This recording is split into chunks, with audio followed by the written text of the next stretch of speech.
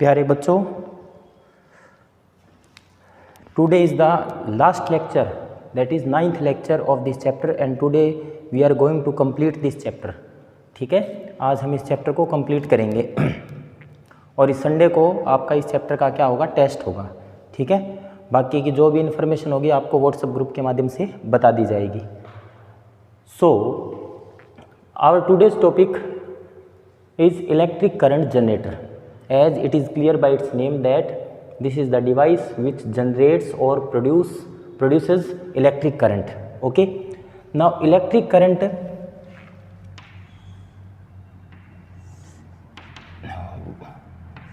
now first of all let me tell you about the alternating current.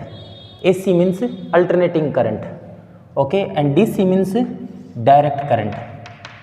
Okay, such a current whose magnitude and direction changes with time is known as alternating current. ये देखो आप यहाँ पर इसका ये current की positive direction, ये negative direction, positive direction, negative direction, और मैग्नीट्यूड भी क्या हो रहा है, मैग्नीट्यूड मीन्स इसकी जो न्यूमेरिकल वैल्यू है वो भी क्या हो रही है, चेंज हो रही है.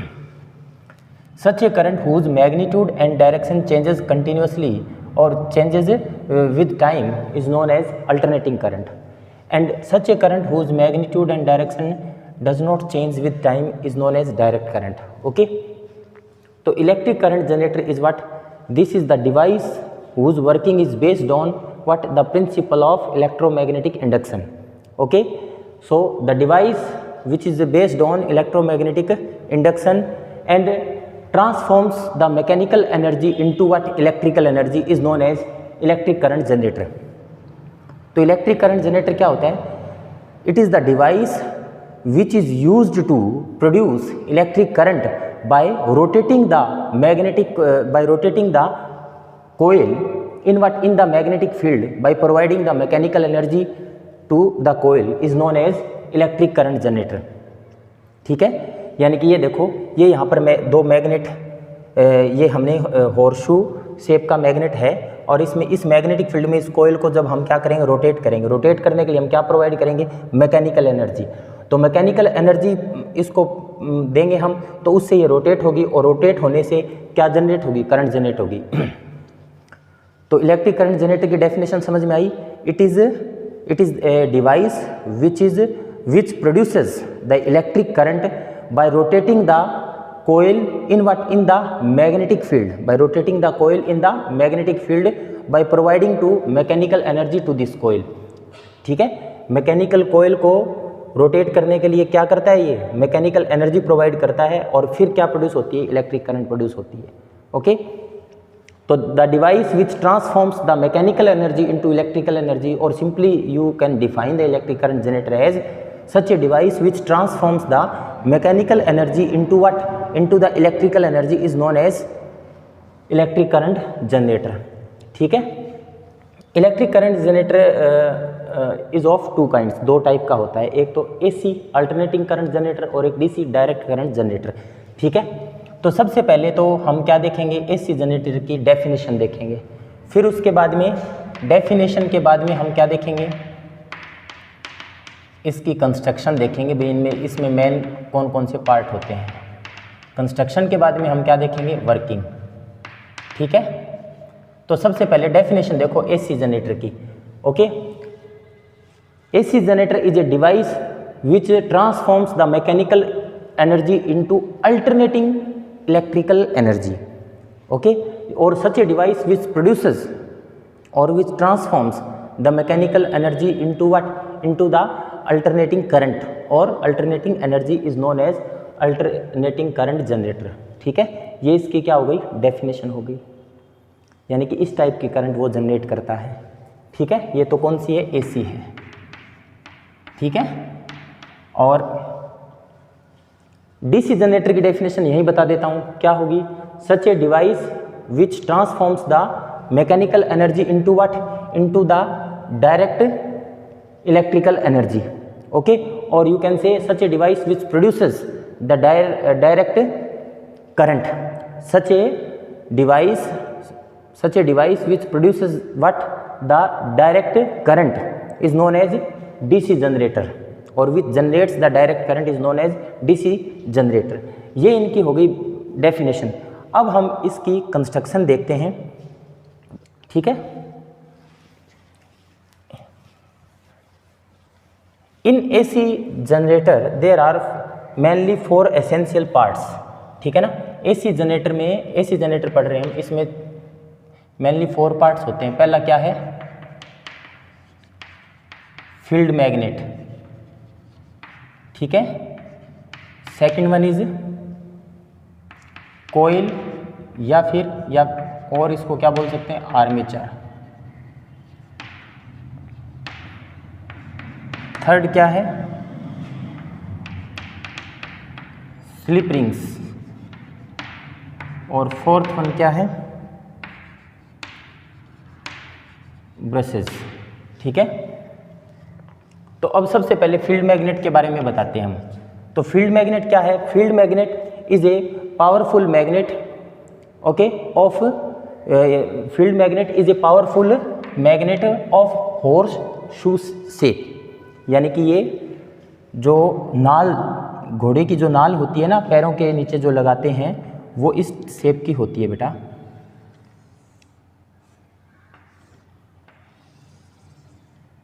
ठीक है, एन और एस। तो इसी टाइप से यहाँ पर एन है और ये एस है। अब आप कहोगे ये पीछे का बुक में दिखाया नहीं है, इसलिए हम नहीं दिखा रहे हैं, बाकी ये पूरा इस टाइप से होगा, ठीक है ना। समझ में आ गई बात, ठीक है। तो it is a powerful magnet, okay, of horseshoe shape, ठीक है ना, horseshoe shape, okay. It produces a powerful magnetic field, और ये मैग्नेटिक फील्ड प्रोड्यूस करता है, ठीक है। And it is represented by N S, और इसको अपन ने एन एस से रिप्रेजेंट करते हैं, ये एन और ये एस इस टाइप से, ठीक है। ये बात हो गई किसकी, फील्ड मैग्नेट की। अब क्या है, कोयल, ओके।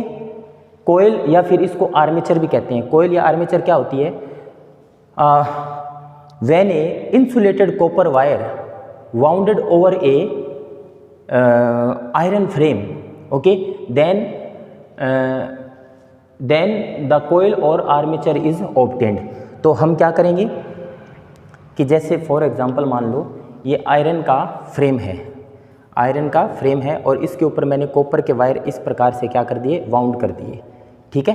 अब ये जो कॉपर के जो वायर हैं, जैसे मान लो एक ये है और एक ये है, इन दोनों के बीच में हम इंसुलेटेड मटेरियल भर देते हैं, ठीक है ना, या उसकी पॉलिश कर देते हैं, सो दैट ये इलेक्ट्रिकली इनका कॉन्टैक्ट नहीं हो, ठीक है ना।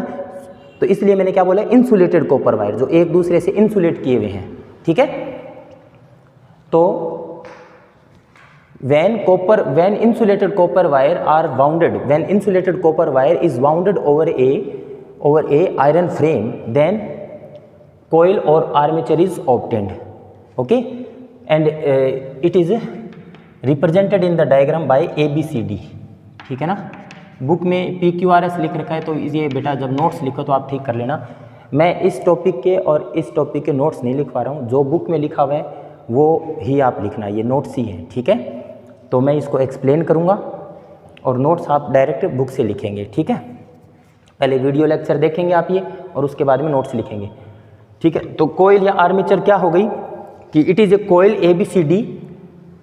आर्मेचर क्या होती है, इट इज़ अगर एक नंबर का डेफिनेशन पूछ ले कि डिफाइन आर्मेचर, आर्मेचर क्या होता है, तो it is a coil ABCD, it is a coil ABCD of insulated copper wire wounded over what, wounded over a iron core, iron की कोर है उसके ऊपर वाउंड करके इंसुलेटेड कॉपर वायर को ये ABCD कोयल प्राप्त की जाती है, और इसी को हम क्या बोलते हैं, आर्मेचर कहते हैं, ठीक है। ठीक है, तो यहाँ पर ये देखो, ये तो फील्ड मैग्नेट है ये, और ये क्या है, फील्ड मैग्नेट है, और ये ABCD ये क्या है, आर्मेचर है। अब स्लिप रिंग्स, ये यहाँ पर मैंने क्या दिखा रखी है, S1 और S2 दो क्या है, स्लिप रिंग्स है। स्लिप रिंग्स क्या होती है, the end A and D of the coil, एक तो इसका एंड A और D of the coil are connected to what, are connected to the slip rings S1 and S2। End A है ना, वो किससे कनेक्ट कर रखा है, देखो S1 से, और एंड डी है वो देखो, ये एंड डी है वो इसके अंदर से होता हुआ, इसको कहीं भी टच नहीं कर रहा है S1 को, ये किससे कनेक्ट किया हुआ है, S2 से, ठीक है। अब these rings are rotated with what, are rotated along the coil, coil के साथ में रोटेट होते हैं। जब ये कोयल घूमती है, ऐसे कोयल रोटेट करती है, तो ये स्लिप रिंग्स भी क्या करते हैं, रोटेट करते हैं। ठीक है, क्लियर है। तो स्लिप रिंग्स क्या होते हैं कि the terminal A and D of the coil are connected to what, rings S1 and S2। Okay, these rings rotate with what, with the rotation of the coil, coil के rotation के साथ में ये ring भी क्या करते हैं, rotate करते हैं। क्लियर है। अब आते हैं ब्रशेस। तो ब्रशेस क्या होता है, ये ब्रश ही होता है which is made up of carbon और एनी मेटेलिक फॉइल। ठीक है ना, कि जो कि कार्बन या फिर किसी मेटल की फॉइल से, पतली पन्नी से, पत्ती से बने होते हैं। Okay, and the one end of these brushes touches to the slip rings S1 and S2। अब ब्रश B1 का पहला जो एंड है वो इस स्प्रिंग को टच कर रहा है, जस्ट टच कर रहा है। ठीक है, और B2 जो है ब्रश, इसका भी पहला एंड है वो इसको टच कर रहा है। And the second end, okay, और you can say the another end of the brushes are connected in what, in external circuit. ये बाहरी जो सर्किट होता है उसमें कनेक्ट किया हुआ है। अब देखो ये ब्रश B1 इसका पहला एंड तो इसको टच कर रहा है रिंग को। ठीक है, और दूसरा एंड है वो यहाँ पर, ये मैंने एक रेजिस्टेंस दिखाकर और इसको बॉक्स में बंद कर दिया और इसको मैंने लोड लिख दिया। यहाँ पर आप बल्ब भी दिखा सकते हैं। ठीक है ना, कोई और इलेक्ट्रिकल इक्विपमेंट भी दिखा सकते हैं। ठीक है, सिमिलरली ये जो B2 ब्रश है इसका पहला एंड रिंग S2 से कनेक्टेड है और दूसरा एंड है वो लोड से कनेक्टेड है, एक्सटर्नल सर्किट में जोड़ा गया है। तो ब्रशेज क्या होते हैं, these are two brushes made up of carbon और the metals. Okay, one end touches with the rings and the remaining ends are connected to what, to the external circuit. One end इनको slip rings को touch करता है। अब देखो, when the coil is rotated then along the rotation of the coil these slip rings are also rotated। okay, जब ये slip ring क्या करती है, जैसे ये रिंग है, जब ये रोटेट करती है then carbon brushes slips over what, over these rings, that is why these rings are named as slip rings। क्योंकि कार्बन ब्रश है ना, वो जब ये कोयल रोटेट करती है तो इसके ऊपर क्या होता रहेगा, स्लिप होता रहेगा। ठीक है सॉरी। तो ये बात हो गई बेटा किसकी, ब्रशेस की। ये सब इसकी कंस्ट्रक्शन के बारे में बात हो गई। ठीक है, अब साथ के साथ इसकी कंस्ट्रक्शन भी आप देखो।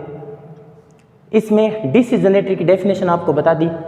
It is a device which produces direct current, okay, by transforming the mechanical energy into what, into the electrical energy.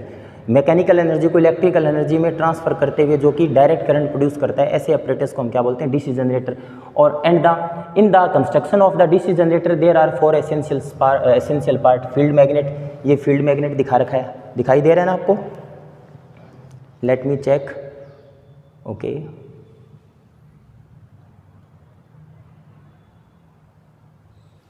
ठीक है, अब देखो इसमें फील्ड मैग्नेट है तो इसमें भी फील्ड मैग्नेट है। तो फील्ड मैग्नेट में जो चीज़ आपने यहाँ पर लिखी है नोट्स में, वही चीज़ यहाँ पर लिखोगे। ठीक है, बुक में ये अलग से नहीं दिया हुआ है।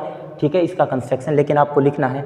ठीक है, उसके बाद में कोयल और आर्मेचर के बारे में जो चीज़ यहाँ पर लिखी है वही चीज़ आप यहाँ पर लिखोगे। ठीक है, इसके बाद में बात आती है स्लिप रिंग्स। स्लिप रिंग की जगह यहाँ पर क्या है, स्प्लिट रिंग, यानी कि एक रिंग है, इसको बीच में से क्या कर दिया, स्प्लिट कर दिया। ठीक है, तो यहाँ पर तो स्लिप रिंग है और इसमें क्या होता है, स्प्लिट रिंग। ठीक है ना, तो इसमें तो स्लिप रिंग और इसमें इसकी जगह क्या आ जाएगा, स्प्लिट रिंग आ जाएगा। और उसके दो भाग हो गए, C1 और C2, और इसको कम्यूटेटर भी कहते हैं। ठीक है ना, तो ये लिखोगे इसकी जगह। और डी ब्रशेज की जगह B1 और B2 दो ब्रशेज है, तो ये यहाँ पर थ्योरी और ये थ्योरी सेम रहेगी। ठीक है, तो अब एसी जनरेटर की डेफिनेशन हो गई, डीसी जनरेटर की डेफिनेशन हो गई, एसी जनरेटर का कंस्ट्रक्शन हो गया और डीसी जनरेटर का कंस्ट्रक्शन हो गया। वैसे मैं स्प्लिट रिंग के बारे में जब वो पढ़ाऊंगा तो वहाँ और बता दूंगा। अब बात आती है वर्किंग की, एसी जनरेटर की वर्किंग की बात करते हैं अब हम। Okay, the working of the AC generator is based on what, is based on the principle of electromagnetic induction. अब ये इलेक्ट्रोमैग्नेटिक इंडक्शन क्या होता है, ये मैं आपको प्रीवियस वीडियो लेक्चर्स में बता चुका हूँ, लेकिन एक बार फिर बताता हूँ। व्हेन द मैग्नेटिक फ्लक्स, अब ये मैग्नेटिक फ्लक्स क्या होता है, चलो पहले मैग्नेटिक फ्लक्स बताता हूँ। ठीक है ना, ये मान लो कोई मैग्नेटिक फील्ड है और ये जो मेरी जो फिंगर्स हैं ये क्या बता रही है, मैग्नेटिक फील्ड लाइंस को बता रही है। जब इस मैग्नेटिक फील्ड के अंदर मैं किसी सरफेस को रखता हूँ, ठीक है ना, किसी क्लोज सरफेस को रखता हूँ, तो उस सरफेस में से जो number of magnetic field lines गुजरती है उसी को हम क्या बोलते हैं, magnetic flux. Okay, the number of magnetic field lines passes through any closed surface which is kept on keeping it in the external magnetic field, okay, is known as magnetic flux। यानी कि किसी भी closed surface को magnetic field के अंदर रखने पर उस क्लोज सरफेस से या उस सरफेस से गुजरने वाली जो मैग्नेटिक फील्ड लाइंस हैं उनका जो नंबर है, ठीक है ना, number of magnetic field lines, उसी को हम क्या बोलते हैं, मैग्नेटिक फ्लक्स बोलते हैं।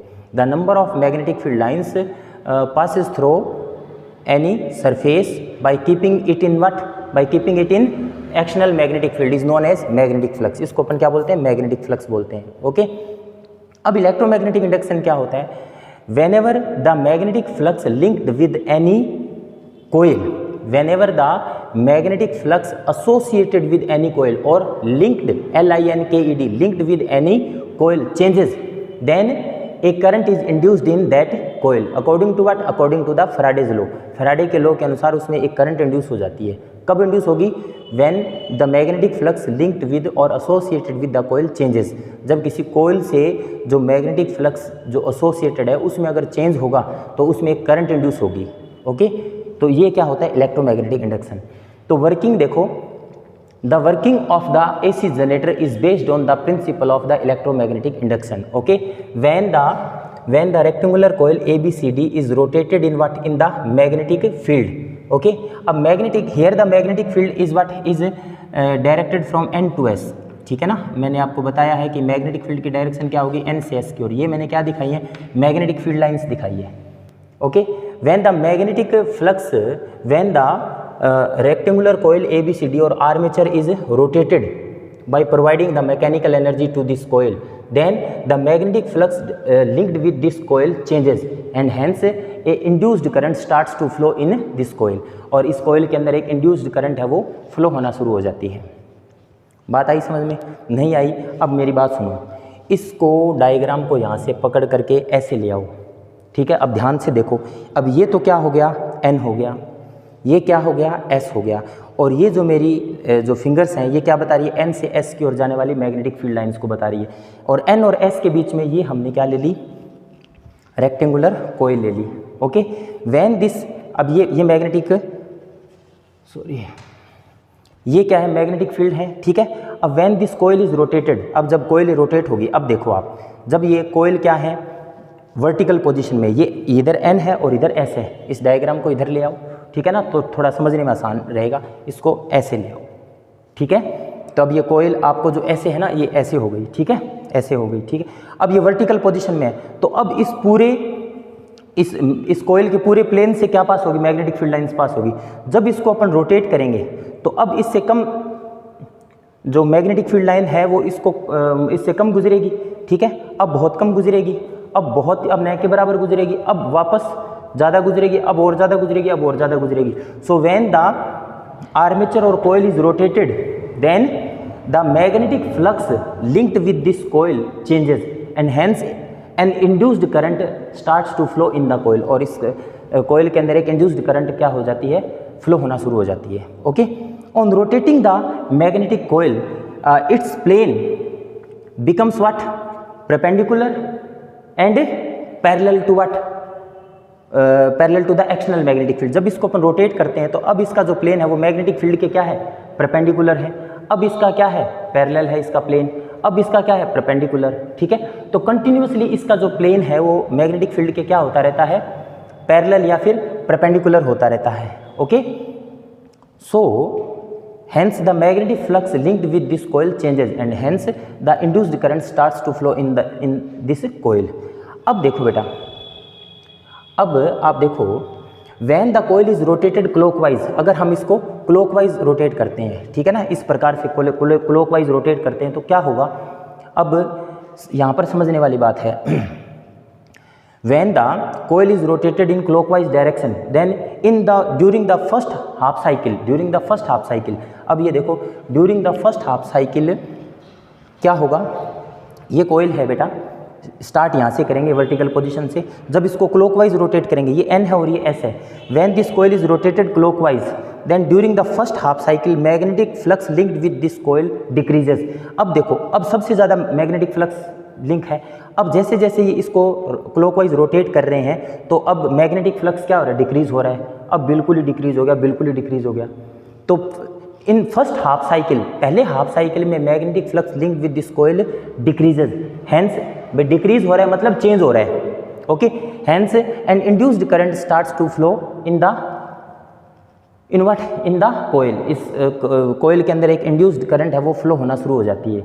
अब देखो इस करंट की डायरेक्शन देखते हैं, ठीक है, तो हालांकि ये रूल आपके 10th में तो नहीं है, 12th में हम पढ़ते हैं, लेकिन थोड़ा सा आसान रहेगा आपको समझाने में।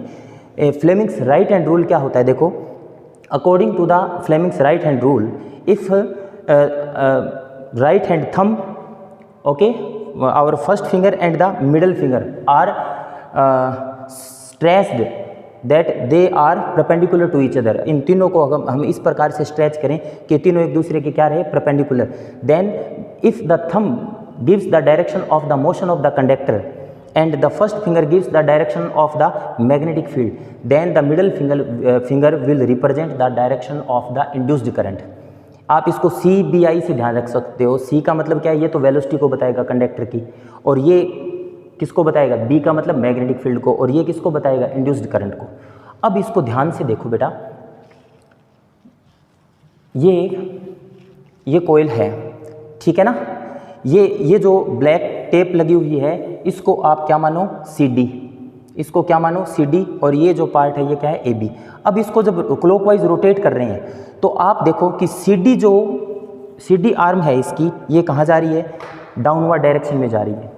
तो राइट हैंड रूल लगाओ आप कि ये तो मैग्नेटिक फील्ड हो गया, इधर N है और इधर S है, तो ये मैग्नेटिक फील्ड को बता रहा है, और ये थंब किसको बता रहा है, इसकी डायरेक्शन को, इस CD आर्म है वो नीचे की ओर जा रही है। तो इंड्यूस्ड करंट क्या होगी, अगर मैं ऐसे बात करूं तो in the plane of the board के प्लेन के अंदर होगी, ठीक है, यहाँ पर देखूं तो ऐसे होगी, यानी कि D से C की ओर। समझ में आ गई बात ये, ठीक है। और ये वाला जो AB साइड है ये कहाँ रहा है, ऊपर आ रहा है, तो इसमें थंब ऐसे होगा और ये मैग्नेटिक फील्ड होगा, और इसमें क्या होगा, outward the plane of the board के जो प्लेन है उसके बाहर की तरफ, यानी कि यहाँ पर ऐसे। क्लियर है। तो इसलिए फाइनली डायरेक्शन क्या होगी, करंट जाएगी फर्स्ट हाफ साइकिल में D से C, और इसमें AB आर्म में क्या होगी, B से A की ओर। तो इसमें आप बता ही सकते हो। अब ऐसे, अब देखो बेटा, अब ये करंट आई है, अब ये करंट A से किस में जाएगी, ये करंट की डायरेक्शन होगी DCBA। अब A किससे कनेक्टेड है, स्लिप रिंग S1 से, तो ये करंट S1 में आई, S1 से किस में गई, B1 में, और B1 से ऐसे होती हुई, ये लोड से होती हुई और फिर B2 में जाएगी, और B2 स्लिप रिंग S2 से जुड़ा हुआ है, और स्लिप रिंग S2 किससे जुड़ी हुई है, D से, और फिर B2 से किस में जाएगी, D में। तो ये साइकिल बन गया बेटा, ठीक है ना। अगर मैं A से स्टार्ट करूँ तो A, फिर B1 से लोड में, और फिर B2, फिर S2, और S2 से किस में, DCBA, इस टाइप से। तो ये कंप्लीट साइकिल हो गया। तो देखो अब हम क्या लिखेंगे कि when the coil is rotated clockwise, when the coil is rotated in the clockwise direction, then during the first half cycle the magnetic flux linked with this coil decreases, hence an induced current starts to flow inward in the coil, and therefore in the outer circuit the direction of the current will flow from brush B1 to B2, B1 से किसकी ओर flow होगी, B2 की ओर, ठीक है। अब मैं एक थोड़ा सा समझ में आने के लिए थोड़ा सा और ये एक ट्रिक लिख देता हूँ, अप और डाउन। जब हम इसको ऐसे रोटेट कर रहे होते हैं तो CD डाउनवर्ड डायरेक्शन में जाता है, तो डाउनवर्ड डायरेक्शन के अंदर जो करंट है I क्या होगी, इनवर्ड, ठीक है ना, या inside the plane of the paper, या इनवर्ड या फिर इनवर्ड, ठीक है। अब और ये AB साइड अब ऊपर की तरफ आ रही है, तो इसमें क्या होगी करंट, आई क्या होगी, आउटवर्ड। तो कहने का मतलब ये है कि जो साइड ऊपर की डायरेक्शन में ऐसे आ रही है, जब इसको रोटेट करते हैं, ठीक है ना, ये CD माना है, अब ऐसे रोटेट कर रहा हूँ तो CD तो क्या है, डाउनवर्ड डायरेक्शन में जा रहा है, और AB कहाँ पे आ रहा है, अपवर्ड डायरेक्शन में आ रहा है। तो जो अपवर्ड डायरेक्शन में आएगा उसमें I क्या होगा, आउटवर्ड होगा, इस तरफ, आपकी तरफ, ठीक है ना, और जो डाउनवर्ड डायरेक्शन में उसमें इनवर्ड, अंदर की तरफ। क्लियर है? ये आउटवर्ड और इनवर्ड मैंने किसके कॉन्टेक्स्ट में लिखा है, किसके संदर्भ में लिखा है, इस I have written this outward and inward with respect to the plane of the paper, ठीक है। इनवर्ड का मतलब perpendicularly inward in the plane of the paper, perpendicularly outward to the plane of the paper, inward to the plane of the paper, outward to the plane of the paper. Okay, तो first positive half cycle में external circuit के अंदर current की direction क्या हुई, B1 से B2। ये clear है? अब now in the next half cycle और in the second half cycle, ये देखो बेटा, अब ये क्या हो गया, फर्स्ट पॉजिटिव हाफ साइकिल। अब इसके बाद में क्या हो रहा है, ये CD था और ये क्या हो गया, अब देखो after the first half cycle और you can say in the during the second half cycle the magnetic flux linked with this coil increases. अब की बार क्या होगा, पहले तो देखो ये कोयल ऐसी थी और जब क्लॉकवाइज हम घुमा रहे थे, then the magnetic flux linked with this coil decreases, और अब क्या हो रहा है, now the magnetic flux linked with this coil starts to increases. अब की बार इंक्रीज हो रहा है। ओके, लेकिन अब की बार खास बात क्या है कि जो AB जो साइड है, AB जो साइड है वो क्या आ रही है, ये देखो आप, CD डाउनवर्ड डायरेक्शन में जा रही है और AB अपवर्ड डायरेक्शन में जा रही है, तो इसके हिसाब से डायरेक्शन हो गई। अब वर्टिकल पोजीशन के बाद में, जैसे ये वर्टिकल पोजीशन में आएगी, अब वापस करंट स्विच करती है, करंट की डायरेक्शन क्या होगी, चेंज होगी आफ्टर एवरी वर्टिकल पोजीशन। इस प्रत्येक वर्टिकल पोजीशन में आने के बाद में अब ये AB है, ये A है और ये B है। अब AB कहाँ जा रहा है, डाउनवर्ड में जा रहा है। पहले AB कहाँ पर जा रहा था, पहले इन, ऐसे लिखते हैं, इन फर्स्ट हाफ साइकिल, और ये क्या है, second half cycle. First half cycle में ऊपर की तरफ कौन जा रहा था, AB साइड, और CD साइड कहाँ जा रही थी, नीचे की ओर। तो CD नीचे की ओर जा रही थी तो इसमें करंट इनवर्ड हो गई, और AB कहाँ पे, ऊपर अप, इधर अप है और इधर डाउन है, तो इसमें करंट की डायरेक्शन क्या होगी, आउटवर्ड। लेकिन अब क्या हो रहा है, AB कहाँ जा रहा है, डाउनवर्ड डायरेक्शन में, तो अब की बार AB के अंदर करंट की डायरेक्शन होगी वो इनवर्ड होगी, ठीक है। और CD कहाँ जा रहा है, अपवर्ड डायरेक्शन में, जो अपवर्ड डायरेक्शन में CD जा रहा है तो इसमें करंट की डायरेक्शन आउटवर्ड होगी। तो अब मैं अगर इस डायग्राम में मैं चेंज करता हूँ, ध्यान से देखिए, इस वर्टिकल पोजीशन के बाद में ये तो क्या हो गया बेटा, D, और ये क्या हो गया, C, और ये क्या हो गया, A, और ये क्या हो गया, B। लेकिन जैसे जैसे ये कोयल रोटेट करती है तो ये इनके साथ में जुड़ा हुआ क्या स्लिप रिंग्स है, ये भी क्या है, रोटेट करते हैं। A पॉइंट है वो किससे जुड़ा हुआ है, S1 से। तो अब इस डायग्राम में मैं थोड़ा सा चेंज कर देता हूँ, ठीक है, S1 से, और जो D है वो किससे जुड़ा हुआ है, S2 से। अब देखो आप, ठीक है ना, क्योंकि ये 3D के अंदर अगर समझाएं तो ज़्यादा, इसलिए हम इस वीडियो के साथ एक 3D एनिमेटेड वीडियो और अपलोड कर रहे हैं। वो पहले ये मैंने जो पढ़ा है ये देखना आप, इसमें कुछ अगर कमी रह जाती है, कुछ समझ में नहीं आता है, तो वो 3D एनिमेटेड वीडियो और देखेंगे तब आपको इसकी वर्किंग और ज़्यादा क्लियर होगी। वैसे यहाँ पर भी क्लियर हो जाएगी, ऐसी बात नहीं है। तो ये चीज़ समझ में आई। अब मैंने A है उसको S1 से जोड़ रखा है और D को S2 से जोड़ रखा है, ठीक है ना, हाफ साइकिल के बाद की पोजीशन बताइए। अब देखो, अब AB में अब करंट की डायरेक्शन क्या है, यहाँ से चलें, अगर A B C D, D के बाद में करंट कहाँ जाएगी, D किससे जुड़ा हुआ है, S2 से, S2 से होती सी किस में जाएगी, B2 से, और B2 से B1 में, और B1 से फिर AB। तो एक्सटर्नल सर्किट में अब की बार करंट की डायरेक्शन क्या होगी, ये तो फर्स्ट हाफ साइकिल में हो गई B1 से B2, और सेकंड हाफ साइकिल में करंट की डायरेक्शन क्या होगी, B2 टू B1। अब की बार एक्सटर्नल, पहले तो B1 से B2 थी फर्स्ट हाफ साइकिल में, और एक्सटर्नल सर्किट में B2 से B1। ओके, तो अब इसको ऐसे बोलेंगे हम, कि when the coil is rotated clockwise, okay, then during the first half cycle the magnetic flux linked with this coil decreases, hence an induced current starts to flow in the coil, and in the outer circuit the current will flow from brush B1 to B2, B1 से B2 की ओर flow होती है. कैसे होती है मैंने आपको समझा दिया. Okay, in the second half cycle, in the second half cycle में क्या होता है, सेकेंड हाफ साइकिल में क्या होता है, the magnetic flux linked with what, linked with this coil increases and hence an induced current will flow. Okay, and now this time the direction of the current switches, and in the outer circuit the current will flow from B2 to B1. okay, this type of the current is what is the alternating current. ये alternating current मैंने आपको बताया था कि इसकी एक निश्चित time के बाद में डायरेक्शन क्या हो जाती है, चेंज हो जाती है. पहले तो B1 से B2 थी, ठीक है ना, B1 से B2 थी, अब B2 से B1 हो गई, तो करंट की डायरेक्शन क्या हो रही है, चेंज हो रही है. And also the value of this current also changes, क्योंकि मैग्नेटिक फ्लक्स की वैल्यू क्या हो रही है, लगातार चेंज हो रही है. So therefore this type of the current so obtained is known as alternating current. तो ये बेटा इसकी क्या हो गई, वर्किंग हो गई. क्लियर है. तो ये एसी जनरेटर की वर्किंग हो गई. अब देखो, now the frequency of the alternating current is 50 hertz in India. अपने इंडिया के अंदर यानी कि भारत देश में जो हमारे घरों में जो करंट आती है, जो इलेक्ट्रिसिटी आती है, वो कौन सी फॉर्म में आती है, एसी. ठीक है ना, एसी करंट आती है. उसकी जो फ्रीक्वेंसी है वो कितनी है, 50 हर्ट्ज. अब फ्रीक्वेंसी क्या होता है, the number of cycle performed by the AC current in what, by AC in what, in 1 second. 1 second में कितने, वो the number of cycle completed by the AC in what, in 1 second. 1 second में कितने cycle complete करते हैं.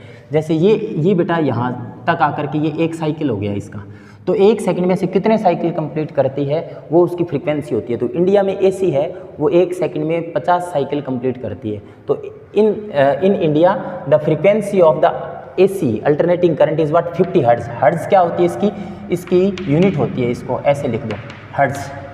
Clear है. It means to obtain the alternating current of 50 hertz we have to rotate this coil in we have to rotate this coil 50 times in 1 second. हमें इस कोयल को कितनी बार rotate करना पड़ेगा, 1 सेकेंड में. Coil is rotated 50 times in 1 second. 1 second में इस कोयल को 50 रोटेशन कंप्लीट करवाने पड़ेंगे, तब 50 हर्ट्ज की एसी क्या होगी, प्रोड्यूस होगी. तो ये हमारे एसी जनरेटर है वो कंप्लीट हो चुका है. अब हम सीखेंगे डीसी जनरेटर के बारे में. ठीक है. तो बच्चों अब हम देखते हैं डीसी जनरेटर. ओके, तो डीसी जनरेटर की डेफिनेशन मैं आपको बता चुका हूँ. ठीक है. और इसकी construction, the construction of the DC generator is almost same as that of the AC generator. The only difference is what, that instead of using two slip rings, a split ring is used. वहाँ पर तो हमने क्या use किया था, slip ring. Okay, वहाँ पर 2 हमने स्लिप रिंग्स यूज़ की थी, और यहाँ पर इसमें एसी जनरेटर में स्लिप रिंग्स की जगह एक स्प्लिट रिंग, यानी कि एक रिंग लेकर उसको बीच में से स्प्लिट कर देते हैं, ये यूज़ किया जाता है.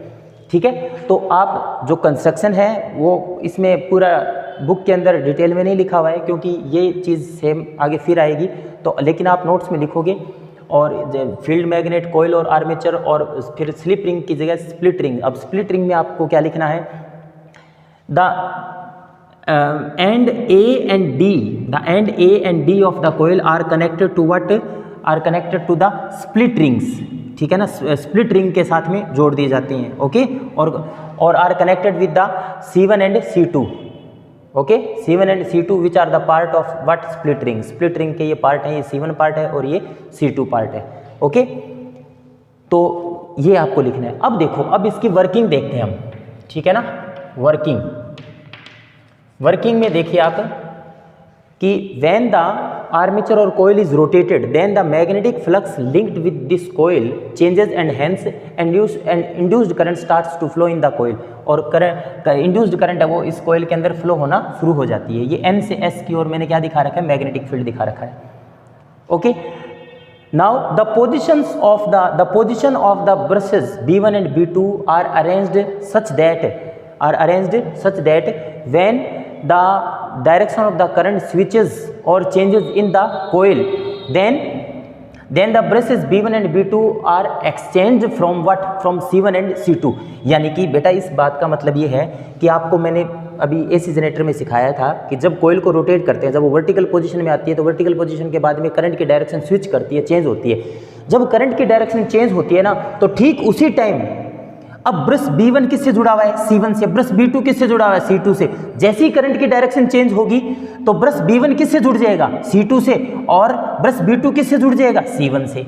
ये देखो आफ्टर हाफ साइकिल में दिखा रखा है कि यहाँ पर देखो B1 C1 से जुड़ा हुआ है, लेकिन अब देखो B1 किससे जुड़ा हुआ है? C2 से। हाफ साइकिल के बाद में यहाँ पर B2 किससे जुड़ा हुआ है? C2 से। यहाँ पर देखो अब B2 किससे जुड़ा हुआ है? C1 से। तो इनकी पोजिशन चेंज हो जाती है, ठीक है।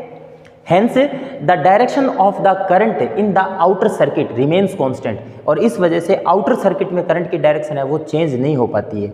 That is we will obtain what?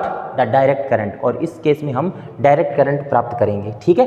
अब देखो, अब वो मैंने जैसे ही आपको समझाया था, late us suppose during the first positive half cycle, मान लो इसमें करंट ऐसे फ्लो हो रही है, वही जो मैंने वहाँ पर समझाया था DCBA, ठीक है, वही फ्लेमिंग्स राइट हैंड रूल से आप चेक कर सकते हो। अब हमने मान लिया कि let us suppose during the first positive half cycle, the end A of the coil is what? Positive with respect to what? End D।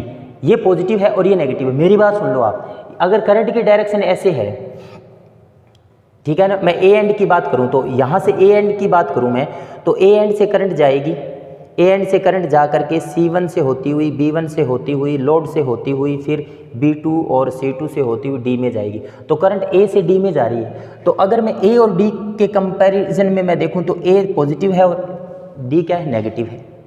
ऐसे मान सकता हूं। तो late us suppose during the first positive half cycle the end A of the coil is what? Positive and and D is what? Negative. So the commutator C1 will be what? Positive and C2 will be what? Negative. तो भाई ये positive है तो ये C1 भी positive होगा और ये D नेगेटिव है तो ये क्या होगा? नेगेटिव होगा। Hence the brush B1 will be positive and brush B2 will be negative. Hence the current will flow in outer circuit from B1 to B2। B1 से B2 की ओर करंट क्या होगी? फ्लो होगी। Okay, now when the current switches in the coil, अब coil के अंदर जब current की डायरेक्शन क्या होगी? चेंज होगी। When the current switches in the coil, when the current switches in the coil, then तब क्या होगा? Then the brushes exchange from what? From the commutator C1 and C2। अब मेरी बात सुनो, ये जब ये कोयल क्या करेगी? रोटेट करेगी, ऐसे रोटेट कर रही है। तो अब A ऐसे ऊपर आ रहा है तो ये C1 कहाँ आएगा? ऊपर आएगा, ठीक है। और C2 D नीचे जा रहा है तो ये नीचे जाएगा। तो C2 किससे कनेक्ट हो जाएगा? B1 से। हाफ साइकिल बाद में C2 किससे कनेक्ट हो जाएगा? B1 से। लेकिन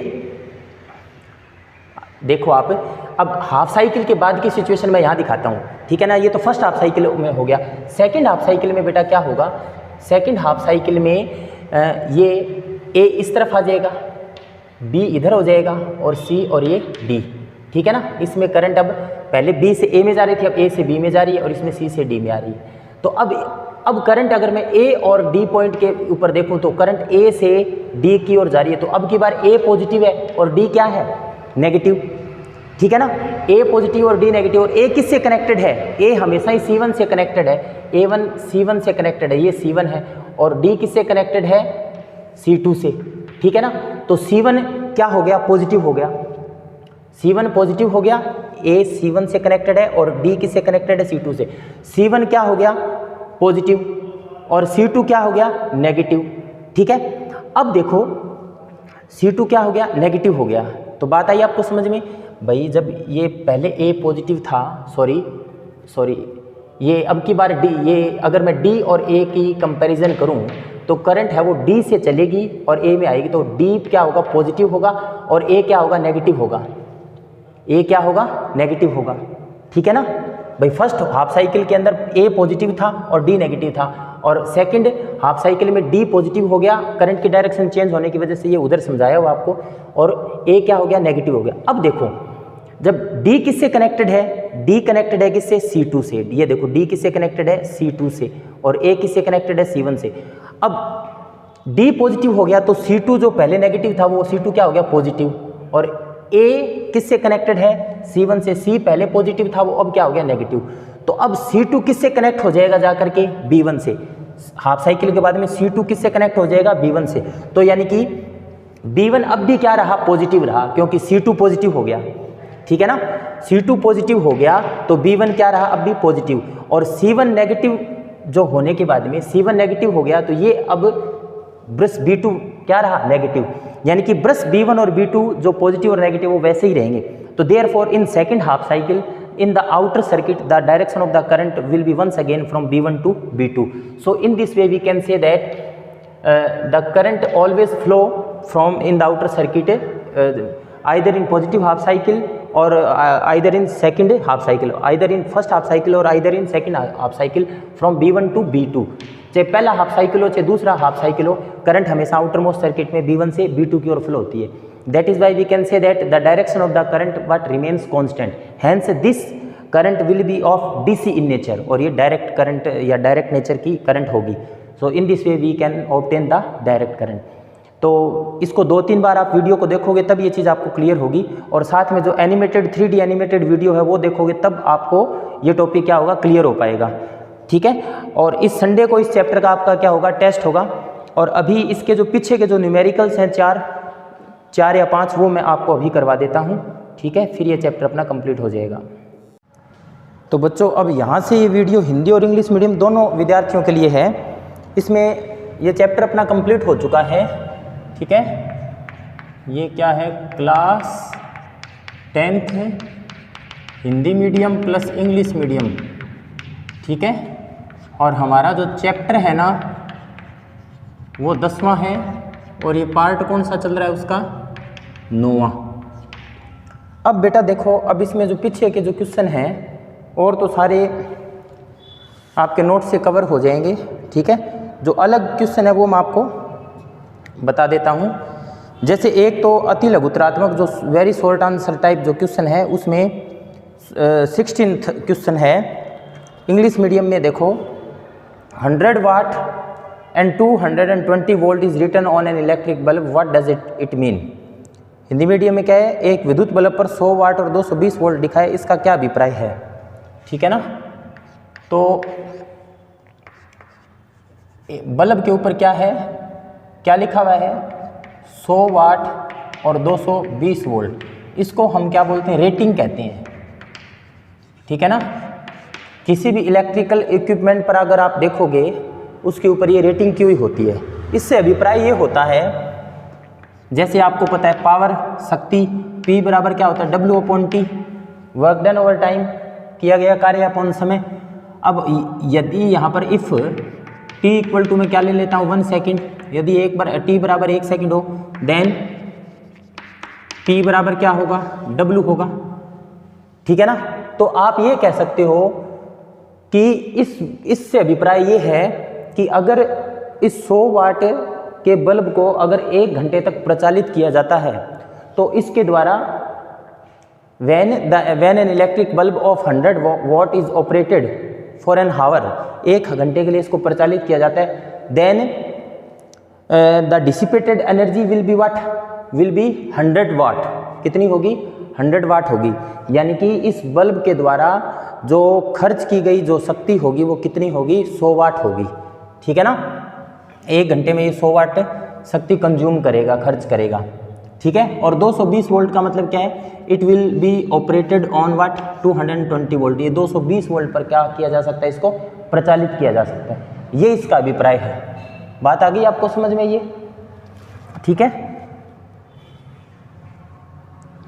ऐसी अगर किसी बल्ब के ऊपर मान लो 60 वाट और 220 वोल्ट लिखा हुआ तो इसका मतलब क्या हो गया कि 1 घंटे तक उस बल्ब को चलाने पर वो उसके द्वारा उपभुक्त ऊर्जा या खर्च ऊर्जा या डिसिपेटेड अमाउंट ऑफ एनर्जी कितनी होगी, 60 वाट होगी, ठीक है ना।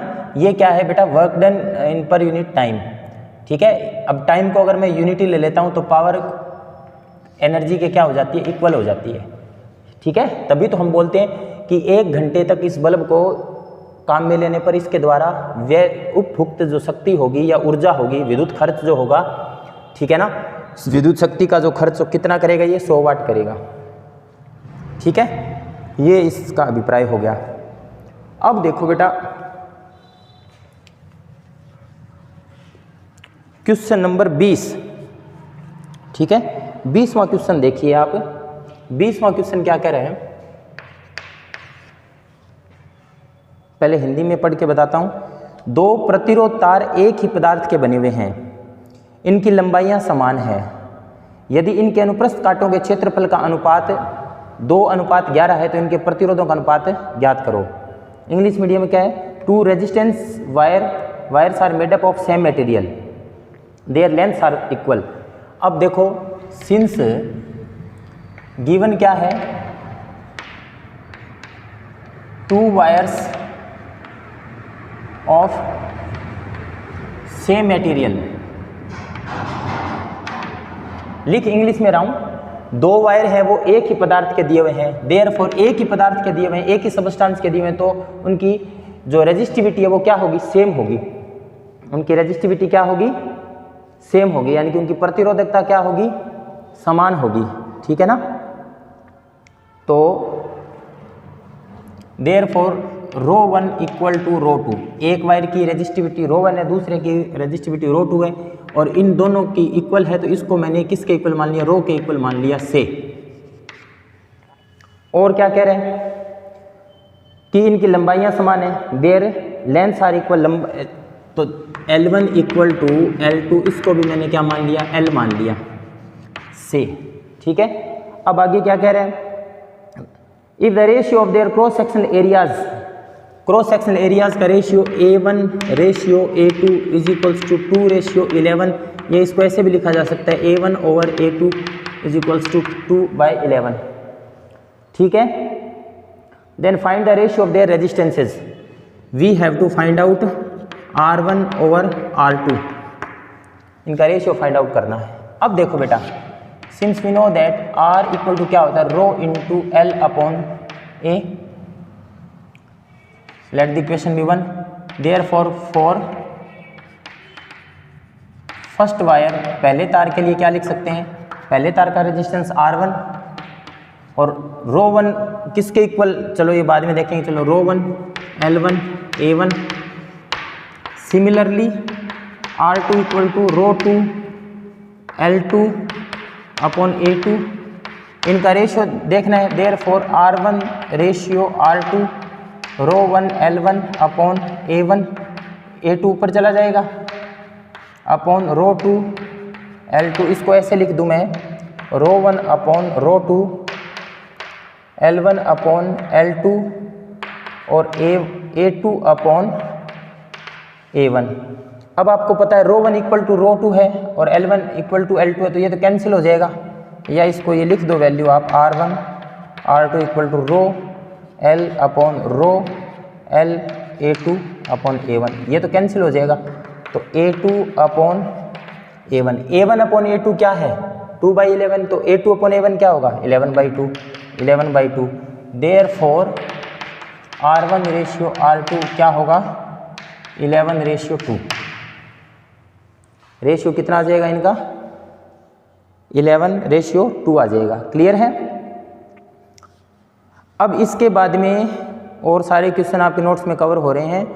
अब आंकिक प्रश्न जो न्यूमेरिकल क्वेश्चन है 30वां देखो, determine maximum minimum resistance obtained by the combination of 3 resistance of 1 ohm 2 ohm and 3 ohm. 3 resistance दे रखे हैं, 1 ओम 2 ओम और 3 ओम, इनका मैक्सिमम रेजिस्टेंस निकालना है। मैक्सिमम रेजिस्टेंस के लिए इनको किस में जोड़ना पड़ेगा, for maximum resistance all the for obtaining the maximum resistance all the given resistance should be connected in series combination. Series में जोड़ना पड़ेगा मैक्सिमम के लिए, और मिनिमम के लिए उनको पैरेलल में जोड़ना पड़ेगा। तो सीरीज में जोड़ेंगे तो क्या होगा, R1 + R2 + R3 होगा, तो 1 + 2 + 3 कितना होगा, 6 ओम होगा। और पैरेलल में जोड़ोगे तो 1/2 1/1 और 1/3 इन तीनों को ऐड कर दो, ठीक है, ये हो जाएगा। तो 31 है, ये बताया हुआ है पहले। इसमें आपको क्या दे रखा है, करंट दे रखी है, वोल्ट दे रखा है, रेजिस्टेंस निकालना है, तो आप आसानी से इसको कर सकते हो। अब 32वां क्वेश्चन देखो, 32वां और 33वां ये दोनों मैं करवाता हूँ आपको, और ये चैप्टर अपना कंप्लीट हो जाएगा। और इस संडे को आपका इसका टेस्ट होगा, तो आप अच्छे से इसकी तैयारी कर लो। कोई सा भी क्वेश्चन, एग्जाम्पल, पीछे के न्यूमेरिकल कुछ भी आ सकता है।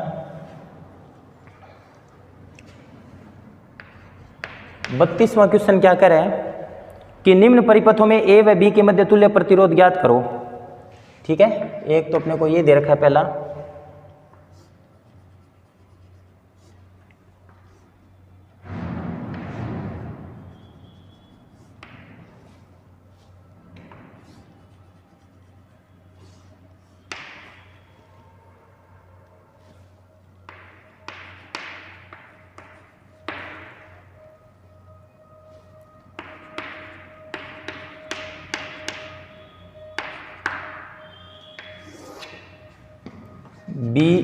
बी जो दे रखा है वो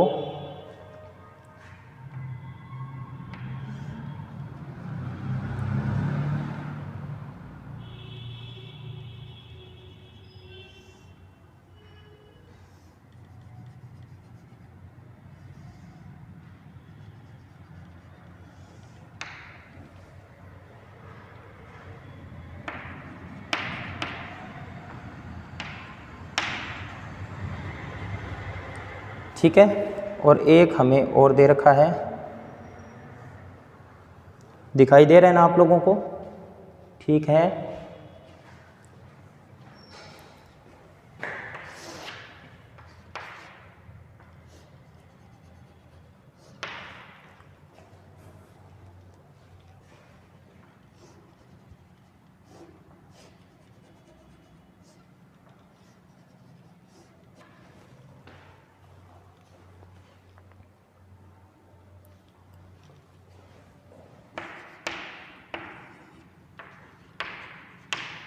ये सारे 2 ओम 2 ओम और 2 ओम के रेजिस्टेंस दिए हुए हैं।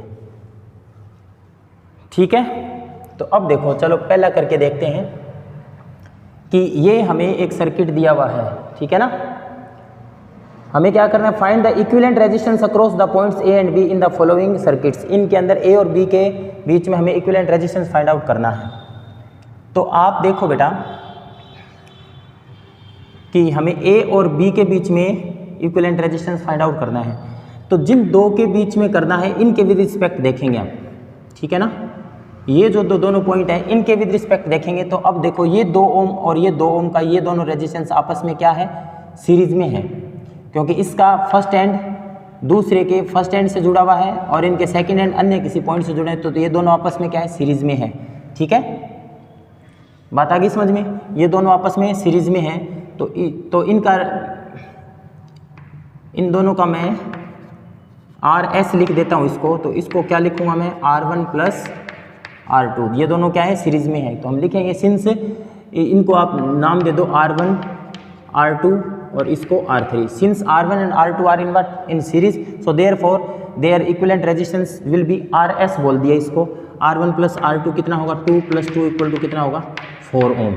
ओके, फिर हम क्या लिखेंगे कि since the series combination of R1 R2 is in parallel with what, with the resistance R3। तो मैं इसका इक्विवेलेंट सर्किट क्या बना सकता हूँ, इक्विवेलेंट सर्किट ऐसे बना सकता हूँ कि भी R1 और R2 की जगह तो ये मैंने क्या लगा दिया, RS। ये इनका R1 और R2 का इक्विवेलेंट आ गया। ठीक है, और ठीक है, ये हमारे A और B पॉइंट हैं। क्लियर है? तो अब ये R3 है, ये दोनों RS और R3 दोनों पैरेलल में है। तो हम क्या लिखेंगे, since RS and R3 are in parallel, therefore इनका इक्विवेलेंट रेजिस्टेंस क्या होगा, 1/RP = 1/RS + 1/R3। RS का वैल्यू हमने कितना फाइंड आउट किया, 4, और R3 का वैल्यू कितना है, 2। इसका एलसीएम कितना आएगा, 4। तो 1 + 2 कितना आएगा, 3/4। देयरफॉर RP कितना आ जाएगा, 4/3 ओम। RP का वैल्यू कितना आ जाएगा, 4/3 ओम आ जाएगा। ठीक है, अब इसमें देखो, इसको मैंने, ये कितने ओम के दे रखे हैं, ये भी सारे 2-2 ओम के हैं। ठीक है, 2 ओम 2 ओम 2 ओम और 2 ओम। इस नाम बोल देते हैं R1, R2 और R3 और R4। ए और बी के बीच में हमें रेजिस्टेंस फाइंड आउट करना है, तो हम क्या लिखेंगे, since with respect to the point A and B the resistance R1 and R2 are in series and R3 and R4 are also in series. ये दोनों आपस में सीरीज में, ये दोनों आपस में सीरीज में, तो देयरफॉर RS1 बोल देता हूँ मैं, ये क्या होगा R1 प्लस R2 कितना आ जाएगा 4 ओम, और RS2 क्योंकि ये दोनों सीरीज में है तो इनका R3 प्लस R4 इनका भी कितना आ गया 4 ओम। अब in the series combination of R1 and R2 and the series combination of R3 and R4 are parallel, are in parallel with each other. तो इसका इक्विवेलेंट सर्किट अगर बनाना चाहें हम तो क्या बना सकते हैं, ये A है और ये पॉइंट क्या है B, ठीक है। इसके बीच में इसको बोल दिया हमने RS1 और इसको बोल दिया हमने RS2। तो देयरफॉर 1/RAB, 1/RAB लिख दो या 1/RP लिख दो, इन दोनों का पैरेलल कॉम्बिनेशन क्या होगा 1/RS1 प्लस 1/RS2। ये कितना होगा, RS1 का वैल्यू 4 है, इसका वैल्यू क्या है 4 है, एलसीएम कितना आएगा 4, 1 + 1 कितना आएगा 2/4। देयरफॉर RAB कितना हो जाएगा 4/2 = 2 ओम। कितना आ जाएगा, ये 2 ओम आ जाएगा। अब इसमें भी A और B के विद रिस्पेक्ट निकालना है, तो आप देखो कि ये R1 बोल दो, ये R2 बोलो, ये R3 बोलो और ये R4 बोलो।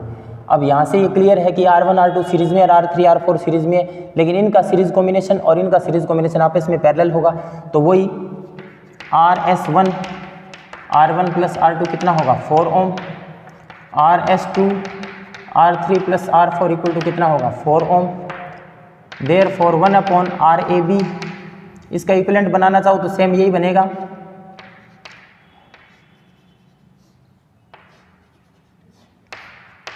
ये RS1 हो गया, ये RS2 हो गया, ये B हो गया। देयरफॉर 1/RAB, क्योंकि ये दोनों पैरेलल में है तो 1/RS1 1 प्लस 1/RS2 1/4 प्लस 1/4 कितना आ जाएगा, डायरेक्ट लिख रहा हूँ RAB कितना आ जाएगा 2 ओम आ जाएगा इसका भी, ठीक है। अब एक D और दे रखा है, एक सर्किट डायग्राम और दे रखा है, इस टाइप का वैसे एग्जाम्पल भी था।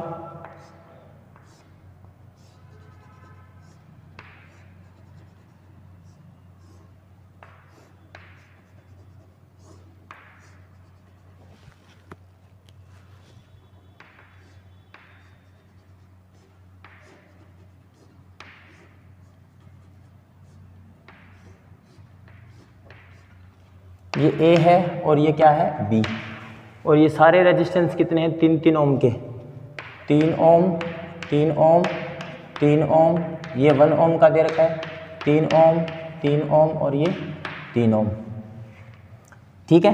अब यहाँ पर इसको मैं क्या बोल देता हूँ C बोल देता हूँ, इसको मैं क्या बोल देता हूँ D बोल देता हूँ। तो अब हम क्या बोलेंगे कि since the 3 resistance in between A and C point are in parallel with each other, therefore 1/RAC, A और C के बीच में क्या हो जाएगा 1/R1 plus 1/R2 plus 1/R3, 1/3 plus 1/3 plus 1/3 कितना होगा, ये कितना होगा 3/3 होगा ना। एलसीएम इसका कितना लेंगे 3, तो 1 + 1 + 1 कितना होगा 3/3।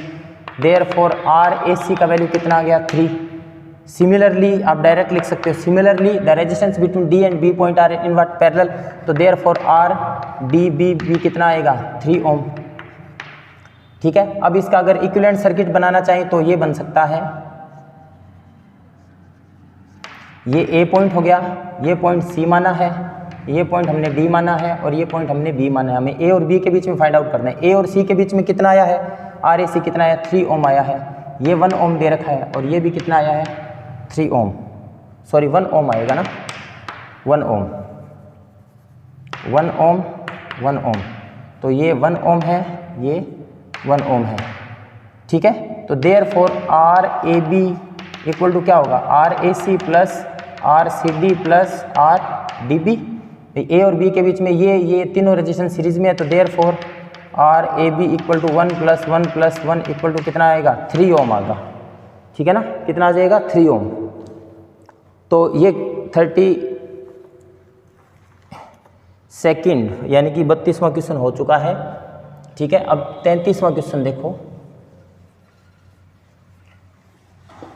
33वां क्वेश्चन इंपॉर्टेंट है, ठीक है। ये देखो आप 33वां क्वेश्चन क्या कह रहा है,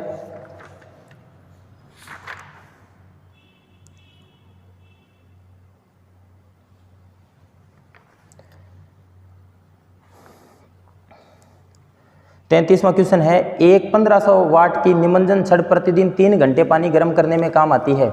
यदि 1 यूनिट विद्युत ऊर्जा का मूल्य 5 रुपये है तो 30 दिन में उपयोग हुई, ठीक है, 30 दिन में उपयोग हुई विद्युत का मूल्य कितना होगा।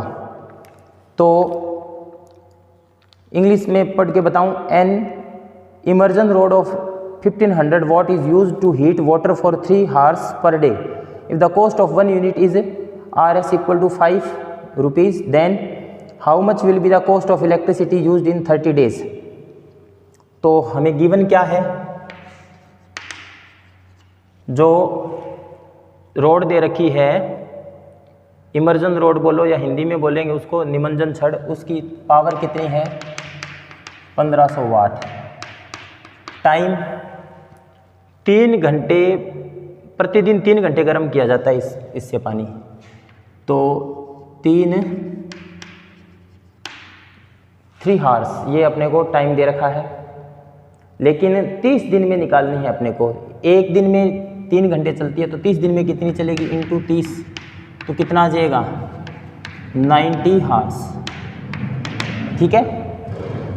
अब हमें क्या देखना है, और हमें 1 यूनिट है उसके कितने रुपीज़ दे रखे हैं, 5 रुपीज़ दे रखे हैं। तो इस टाइप का मैंने आपको एग्जाम्पल भी करवाया था, ठीक है। तो सबसे पहले अपन टोटल, एक दिन में 3 घंटे चलती है तो 30 दिन में टोटल 90 घंटे वो चलेगी। तो 90 दिन के अंदर 90 घंटे में कितनी यूनिट कंज्यूम करेगी, तो consumed electrical since consumed electricity, consumed electric energy units में निकालनी है। तो इसका फॉर्मूला मैंने आपको बताया था, पावर की किस में, वॉट में, समय टाइम टी किस में, आवर्स में, और अपॉन क्या होगा 1000, ठीक है ना, यही बताया हुआ है। तो पावर कितनी है 1500, टाइम टी कितना है 90, अपॉन कितना आ जाएगा 1000। तो ये इसको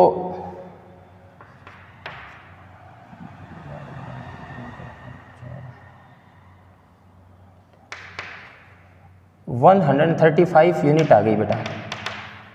देयरफॉर टोटल अपने को क्या फाइंड आउट करना है, मूल्य, ठीक है ना, कितने रुपए उसमें खर्च होंगे, ठीक है। तो टोटल RS कितना आ जाएगा, सिंस 1 यूनिट कितने रुपए की है 5, तो देयरफॉर 5 × 135 कितना आएगा, 5 × 5 = 25 और 675 रुपीज़ ये आएगा बेटा इसका, ठीक है ना। तो इसी के साथ ये चैप्टर आपका क्या होता है, कंप्लीट होता है। हिंदी मीडियम और इंग्लिश मीडियम दोनों ही मीडियम का इस संडे को क्या होगा, टेस्ट होगा। तो आप टेस्ट के लिए तैयार हो जाएं भाई, ठीक है। ये आपका चैप्टर कंप्लीट हो गया। अब संडे तक आपको कोई भी नया वीडियो नहीं मिलेगा, मंडे से हम नया चैप्टर शुरू करेंगे, ठीक है। Thank you students.